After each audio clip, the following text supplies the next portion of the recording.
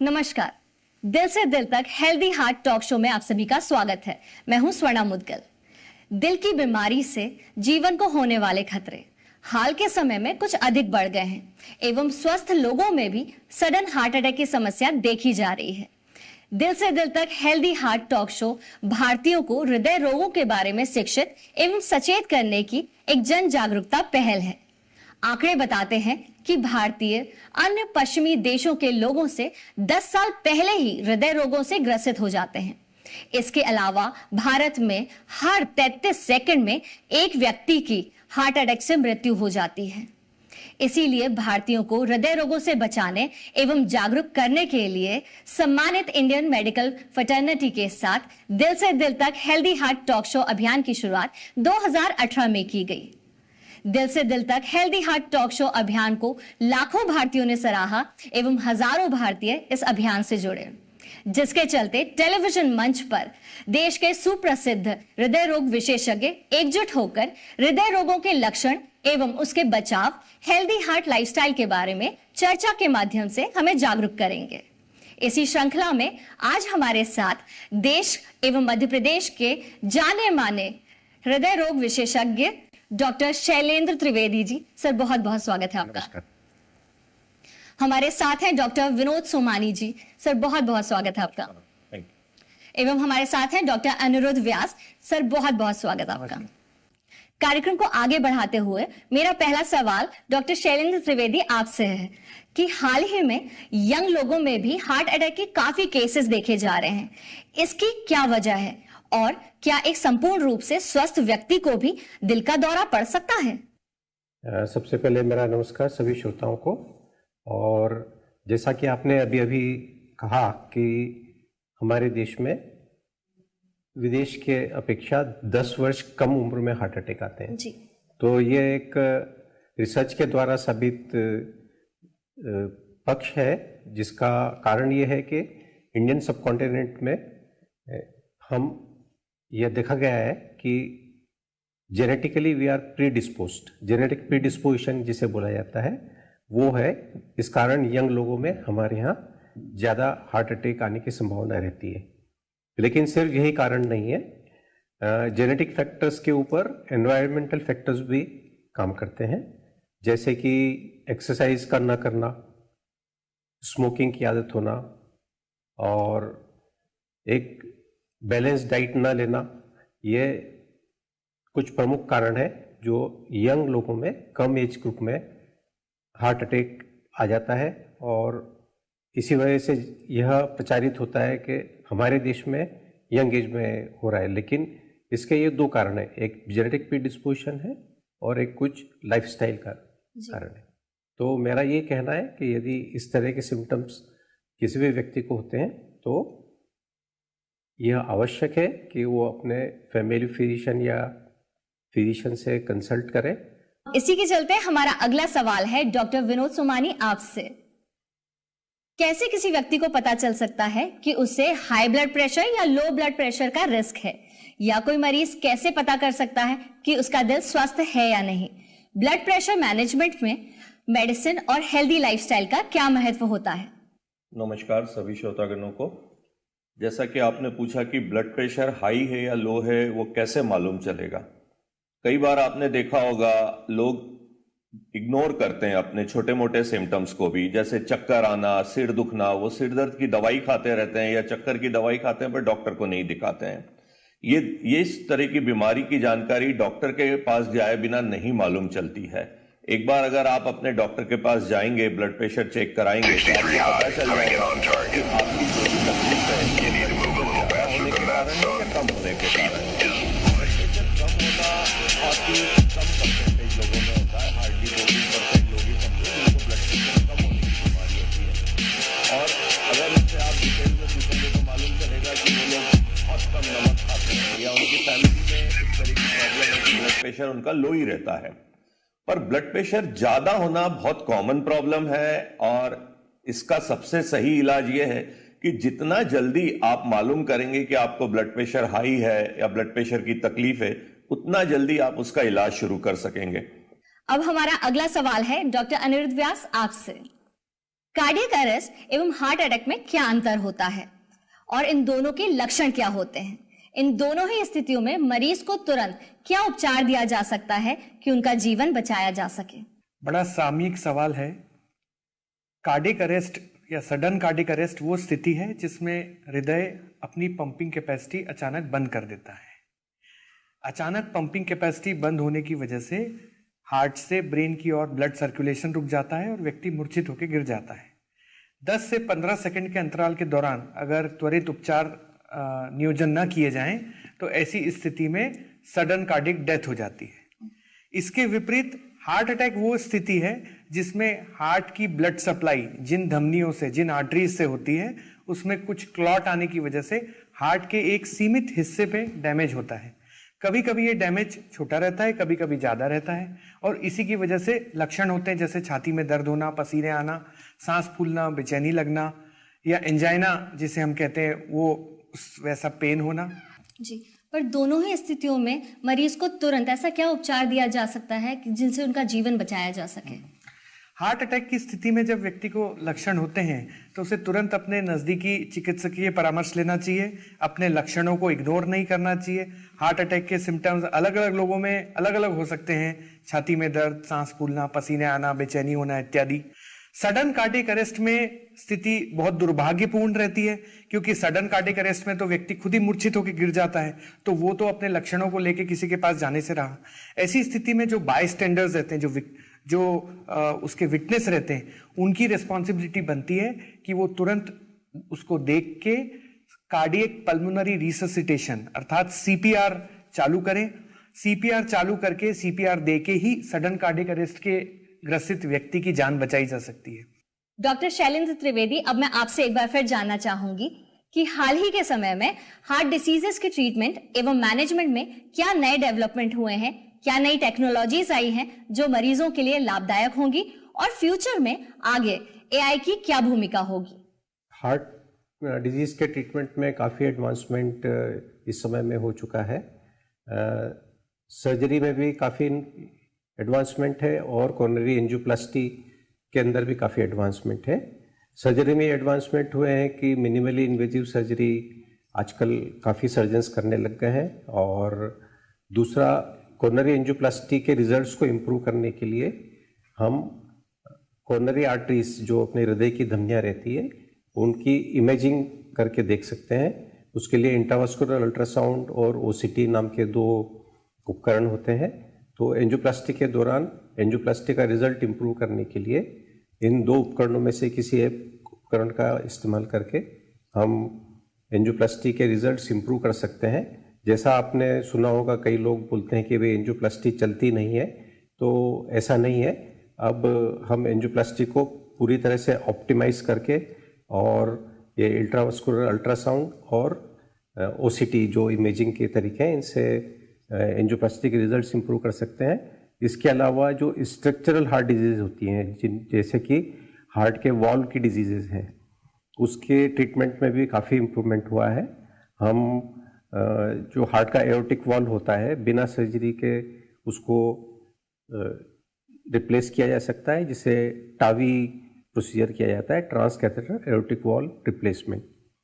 और इसके अलावा हार्ट के दूसरे वॉल्व जो हैं, माइट्रल वॉल्व है और ट्राइकस्पिड वॉल्व है, इनका रिप्लेसमेंट या रिपेयर भी बिना ऑपरेशन के किया जा सकता है। तो इस तरह से समय के साथ काफ़ी इम्प्रूवमेंट और टेक्नोलॉजी में हो रहा है और नई नई टेक्नोलॉजी पेशेंट्स के बेनिफिट के लिए हम लोग यूज़ करते हैं और जैसा भी समय आता है जिस पेशेंट के लिए जो उचित होता है वैसा उसे रिकमेंड किया जाता है। डॉक्टर विनोद सोमानी, अब आपसे जानना चाहेंगे कि एंजियोग्राफी, एंजियोप्लास्टी और बाईपास में क्या अंतर होता है और क्या ये सच है कि एंजियोग्राफी कराने वाले हर पेशेंट को एंजियोप्लास्टी करानी होगी? ये बहुत कॉमन मिसकंसेप्शन है। मैं सबसे पहले आपको तीनों की परिभाषा बता देता हूं। एंजियोग्राफी एक तरह की जांच है जिसको हम मरीज को बेहोश भी नहीं करते, लोकल एनेस्थीसिया में या तो पैर की नस से की जा सकती है या आजकल हाथ की नस से भी करते हैं।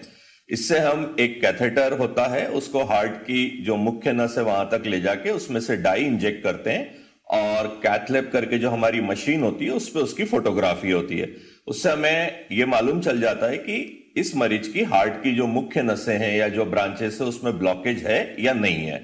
और एंजियोग्राफी ही गोल्ड स्टैंडर्ड है पूरी दुनिया में ये मालूम करने के लिए कि मरीज की हार्ट की नसों में ब्लॉकेज है या नहीं है।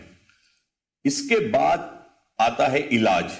अगर आपने किसी की एंजियोग्राफी करी है तो आप तीन तरह के इलाज होते हैं। एक तो ये कि बीमारी बहुत कम है, आप दवाई गोली से ही उसको ठीक कर सकते हैं। दूसरा इलाज होता है एंजियोप्लास्टी। एंजियोप्लास्टी जब की जाती है जब मरीज की नस में रुकावट है, 70% से ज्यादा रुकावट है, और आपको लगता है कि इस रुकावट को आप पैर की या हाथ की नस से ही बलून से चौड़ा करके और वहां एक स्प्रिंग बिठा के उसको ठीक कर सकते हैं, तो वो होती है एंजियोप्लास्टी। मतलब उस रुकावट को आपने हटा दिया वहां से।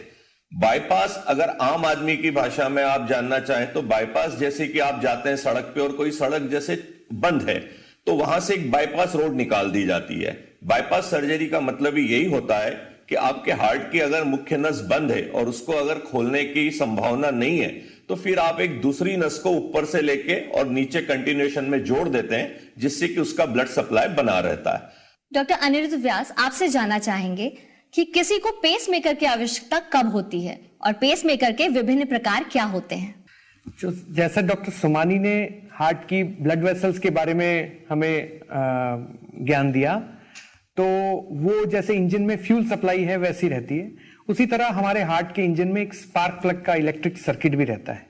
ये इलेक्ट्रिक सर्किट ये निर्धारित करता है कि हृदय की गति कितनी होगी, कम होगी, तेज होगी, कब उसे तेज होना है, कब उसे कम होना है।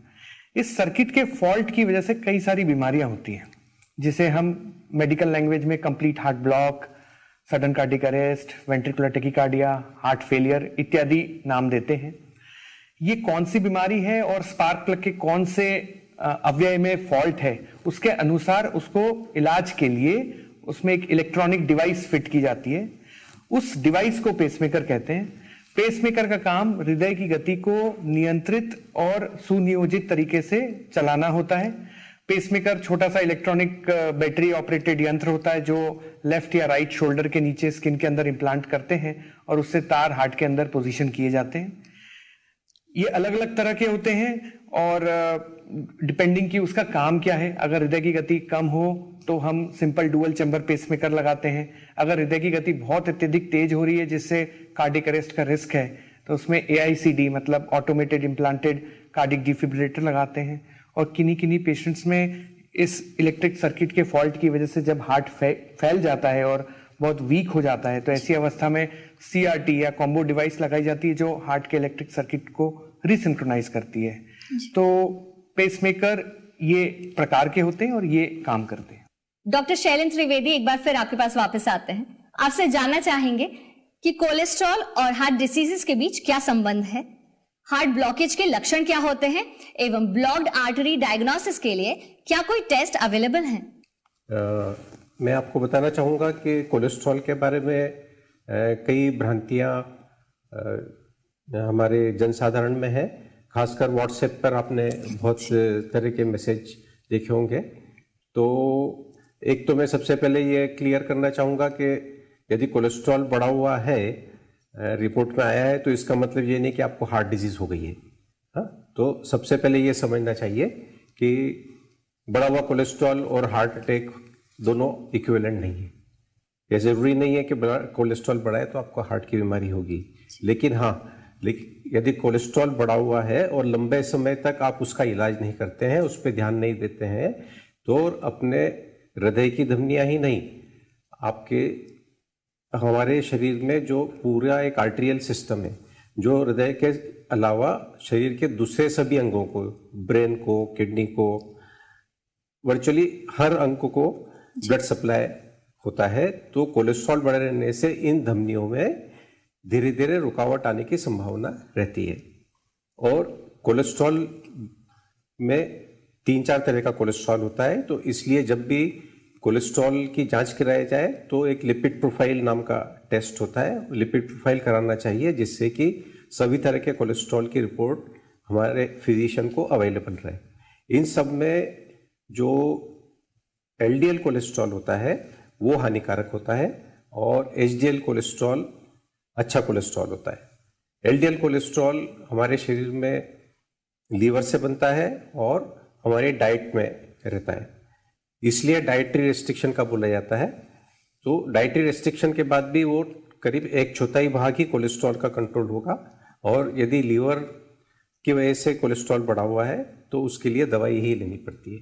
डॉक्टर विनोद सोमानी, अब आपसे जानना चाहेंगे कि साइलेंट हार्ट अटैक क्या होता है, किन तरह के मरीजों में इसकी संभावना ज्यादा होती है, और क्या इसके कोई भी लक्षण नहीं होते, या फिर इसके कारण क्या होते हैं? साइलेंट हार्ट अटैक, अगर आप उसकी डेफिनेशन पे जाएं, इसका मतलब आपको हार्ट अटैक आ गया है और आपको पता ही नहीं चला है, और 5-7 दिन बाद जाके आपको उसका पता चलता है कि आपको पिछले 5-7 दिन में कभी भी अटैक आ गया होगा। फीमेल्स में कॉमन होता है अपने देश में, क्योंकि फीमेल्स में यूजुअली कहते हैं ना सिम्टम्स छुपाते हैं, वो लोग अपनी तकलीफ एकदम से बताते नहीं है। जैसा अभी डॉक्टर त्रिवेदी ने भी आपको बताया कि एंजाइना पेन कहीं भी हो सकता है, पर एक आम आदमी को यह लगता है कि चेस्ट में लेफ्ट साइड पेन हो या लेफ्ट आर्म में पेन हो तो ही हार्ट अटैक आ सकता है, ऐसा कतई नहीं है। मेरा सबसे एक ही कहना है कि अगर आपको आपकी दैनिक दिनचर्या में कुछ भी चीज एबनॉर्मल फील हो रही हो या रूटीन से हटके आपको कोई चीज लग रही हो जो आपको डिस्टर्ब कर रही है, तो आप फौरन अपने डॉक्टर से सलाह करिए। 25% हार्ट अटैक के केस आजकल आते हैं गैस की तकलीफ से। 8-10 दिन से बोले गैस की तकलीफ थी, दवाई खाई, आराम नहीं मिला, जब डॉक्टर को दिखाने आते हैं तो पता चलता है वो तो हार्ट अटैक हो चुका है। कई लोग जॉ पेन को यही कि भाई दांत में दर्द होगा, दांत की तकलीफ होगी, डेंटिस्ट के पास चले जाएंगे, पर पता चलता है कि वो भी हार्ट अटैक के कारण था। पीठ में दर्द होना, अकड़न आ गई होगी समझते हैं। तो ऐसी बहुत सारी चीजें हैं जो हार्ट अटैक के कारण हो सकती है। तो हमारा एक ही कहना है कि आपके कोई भी सिम्टम्स हो जो आपको डिस्टर्ब कर रहे हैं और आपकी दैनिक दिनचर्या से थोड़ा हटके, मतलब रोज ऐसी प्रॉब्लम नहीं और अचानक आपको लगा कि कुछ तो गड़बड़ है, तो आपको फौरन अपने डॉक्टर से सलाह लेनी चाहिए, अपनी जांच करानी चाहिए। डॉक्टर अनिरुद्ध व्यास, आपसे जानना चाहेंगे कि नींद, स्ट्रेस और हृदय स्वास्थ्य का क्या संबंध होता है? नींद और स्ट्रेस का हमारे हृदय के स्वास्थ्य पे बड़ा गहरा संबंध है। हमारी बॉडी में एक इंटरनल सिस्टम होता है जिसमें कई सारे हार्मोन्स, कई सारे केमिकल्स हृदय के ऊपर असर डालते हैं। अगर हम बहुत स्ट्रेस्ड रहते हैं, भले ही हम उसको फील करें चाहे नहीं करें, भले अपने कार्य क्षेत्र में, अपने घर पे, अपने दैनिक जीवन कर्म में अगर हम स्ट्रेस्ड रहते हैं तो हमारे शरीर में एड्रेनालिन, स्टीरॉइड्स इत्यादि हार्मोन सिक्रीट होते हैं जो हार्ट की लॉन्ग टर्म में ब्लॉकेजेस इत्यादि बीमारी प्रेसिपिटेट करते हैं। कभी कभी एक्यूट स्ट्रेस में एक्यूट हार्ट अटैक जैसी स्थिति भी उत्पन्न कर सकते हैं। वैसे ही जब हम जागी हुई अवस्था में रहते हैं तो हमारे शरीर में कुछ दूसरे हार्मोन सिक्रीट होते हैं। जब हम नींद में, गहरी नींद में रहते हैं तो हमारा हार्मोनल सिस्टम अलग होता है। तो जागी हुई अवस्था और नींद की अवस्था में डिस्टरबेंस होने पे भी हार्मोनल इम्बैलेंस होता है जो हार्ट के ऊपर बुरा असर डालता है। और सबसे दुर्भाग्यपूर्ण बात यह है कि हम नींद और स्ट्रेस को इतना अंडर रेट और अंडर प्ले करते हैं क्योंकि हमें इसके त्वरित दुष्प्रभाव नहीं समझ में आते। इसकी स्थिति लॉन्ग टर्म में समझ में आती है जब तक वो डैमेज हो चुका रहता है। तो मैं 5 चीजों पे फोकस करना चाहता हूँ जिसे हमें नियमित, नियंत्रित और संतुलित रखना जरूरी है। वो 5 चीजें हैं हमारा आहार, मतलब हमारा खान पान, तो समय पे हमें खाना चाहिए, रात में लाइट भोजन लेना चाहिए। हमारे विचार, मतलब किस लेवल ऑफ मेंटल स्ट्रेस में हम हैं। हमारा व्यवहार, मतलब हमारा इंटरेक्शन हमारे आपसी दोस्तों से, हमारी वर्क प्लेस पे। हमारा आचार, मतलब हमारी हैबिट्स, जैसे कहीं कोई बुरी आदतें तो नहीं, जैसे स्मोकिंग, मदिरापान, फिजिकल एक्टिविटी नहीं करना और खूब अनहेल्दी फूड खाना। और हमारा विहार, विहार मतलब एक्सरसाइज, फिजिकल एक्टिविटी। तो इन सबको नियमित, नियंत्रित और संतुलित रखना हृदय के स्वास्थ्य के लिए बहुत जरूरी है। डॉक्टर्स, आप सभी ने अपना कीमती वक्त और काफी महत्वपूर्ण जानकारी हमारे दर्शकों के साथ साझा करी, उसके लिए आप सभी का धन्यवाद करना चाहेंगे। लेकिन चलते चलते आप सभी हमारे दर्शकों को क्या संदेश देना चाहेंगे? सबसे पहले डॉक्टर शैलेंद्र त्रिवेदी, आपसे जानना चाहेंगे। मैं तो यही कहूँगा कि prevention is better than cure. Vaccination से लेके, इन्फेक्टिव डिजीज से लेके किसी भी बीमारी के लिए यदि हम प्रिवेंशन की कोशिश करें तो यह हमें स्वस्थ रखने में बहुत सहायक रहेगा और किसी क्योर की, दवाई की, डॉक्टर के पास जाने की जरूरत बहुत कम पड़ेगी। डॉक्टर विनोद सोमानी, आप क्या संदेश देना चाहते हैं? मैं आप सबको एक ही संदेश देना चाहूंगा कि लाइफ को मॉडरेशन में जिएं। भगवान ने एक लाइफ दी है, आप किसी भी एक्सट्रीम पे ना जाएं। एक्सट्रीम पे जाने का मतलब आप इतने परहेजी भी ना हो जाएं कि मैं ये खाऊंगा ये नहीं खाऊंगा और दिन भर बस एक्सरसाइज और उस तरफ चले जाएं। और दूसरे एक्सट्रीम पे भी ना जाएं कि आप रोज ही पार्टियां कर रहे हैं, रोज ही बाहर खा रहे पी रहे हैं, रात को देर देर तक जग रहे हैं, कोई एक्सरसाइज नहीं, खान पान पे ध्यान नहीं दे रहे हैं। तो लाइफ को अगर मॉडरेशन में जिएंगे तो लाइफ अच्छी निकलेगी। एक और सलाह मैं आप सबको देना चाहूंगा, जो लाइफस्टाइल मॉडिफिकेशन की बात आजकल हर आदमी करता है। लाइफस्टाइल मॉडिफिकेशन एक ऐसी चीज है जो हर एज और हर डिकेड के साथ उसके कंसेप्ट चेंज होते हैं। एक 25 साल के आदमी के लिए लाइफस्टाइल मॉडिफिकेशन की परिभाषा अलग होती है और एक 75 साल के आदमी के लिए अलग होती है। तो हर डिकेड के साथ आपको यह ध्यान रखना है कि आपकी लाइफ में आपको क्या क्या चेंजेस लाना चाहिए जिससे कि आप हेल्दी रहें, स्वस्थ रहें और आपके आसपास रहने वाले भी स्वस्थ रहें। धन्यवाद। डॉक्टर अनिरुद्ध व्यास, आपका हमारे दर्शकों के लिए क्या मैसेज है? संक्षिप्त में मैसेज देने के लिए मैं गीता में उल्लेखित एक श्लोक सुनाऊंगा। और मुझे लगता है डॉक्टर त्रिवेदी साहब ने, डॉक्टर सोमानी साहब ने जो बताई बात, वो सब इसी में सार गर्भित है। ये हमारे लिटरेचर में पहले से डॉक्यूमेंटेड है। तो वो श्लोक कुछ इस तरह है: युक्ताहार विहारस्य, युक्त चेष्टस्य कर्मसु, युक्त स्वप्नाव बोधस्य, योगो भवति दुखः। मतलब युक्ति मतलब बैलेंस। तो balance in your diet, in your exercise, in your expectations, in your work, in your sleep is responsible and effective to remove all sadness and problems in your life. Doctors, आप सभी के संदेश और जो महत्वपूर्ण जानकारी आज हमारे दर्शकों को मिली है कि हृदय को स्वस्थ कैसे रखें, उम्मीद करती हूँ कि हमारे दर्शक उसका पालन करेंगे। अधिक जानकारी के लिए आप दिल से दिल तक हेल्दी हार्ट के फेसबुक पेज पर लॉग इन भी कर सकते हैं।